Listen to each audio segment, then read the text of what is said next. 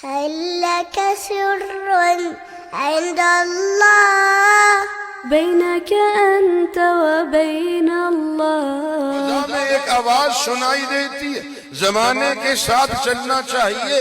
دیکھو زمانہ کہاں جا پہنچا، ہم کہاں رہ گئے، زمانے کے ساتھ چلو۔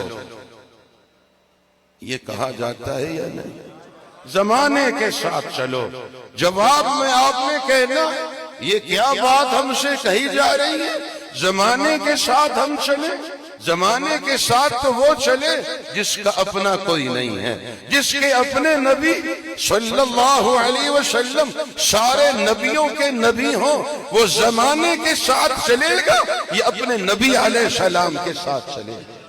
وہ زمانے کو دیکھے گا، یہ سارا زمانہ جس پاک ذات کو دیکھتا ہے یہ اسی ذات کو دیکھے گا۔ زمانے کے ساتھ چلنا بھیڑ چال، یہ پست ذہنیت ہے۔ زمانے کے ساتھ کیوں چلیں؟ سارا زمانہ جن کو دیکھتا ہے ان کے ساتھ چلیں۔ آج میرے ساتھ فرمائیے، آج پھر فرمائیے، موت سے پہلے آج اور کل، موت کے بعد قیامت، ان دونوں کو سامنے رکھیے۔ آج یعنی موت سے پہلے، کل یعنی موت کے بعد قیامت۔ کل جن کی شفاعت چاہیے، اللہ کی قسم آج فقط انہی کی اطاعت چاہیے۔ کل شفاعت کے لیے سب کی نظر جن پر ہوگی، اللہ کی قسم آج اطاعت کے لیے سب کی نظر فقط انہی پہ ہوگی۔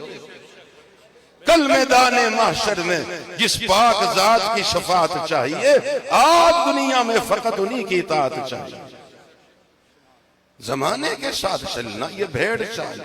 ایک بھیڑ کنویں میں، باقی بھیڑیں بھی پیچھے جا رہی ہیں، آپ کہاں جا رہی ہو؟ کہتے وہ جو جا رہی ہے وہ کنویں میں جا رہی ہے۔ بھیڑوں نے کہا ہمیں کچھ پتہ نہیں، ہماری تو چال یہی ہے، ایک جدھر جائے تو سب ادھر۔ پھر دہرائیے، زمانے کے ساتھ نہیں چلیں گے بلکہ سارے زمانے کو اپنے ساتھ لے کر اپنے نبی علیہ السلام کے ساتھ چلیں گے۔ ہم نہیں جانتے زمانہ کیا ہے، ہم زمانے کے غلام بن کر نہیں آئے، زمانے کے امام بن کر آئے۔ ہمارے نبی علیہ السلام سارے نبیوں کے امام، ان کی یہ امت ساری امتوں کی امام۔ پست ذہنیت، فرسودہ ذہن، گسا پٹا ذہن۔ زمانے کے ساتھ چلو، زمانے کے ساتھ وہ چلے جس کا اپنا کوئی نہیں، جس کے اپنے نبی علیہ السلام سارے نبیوں کے نبی ہوں۔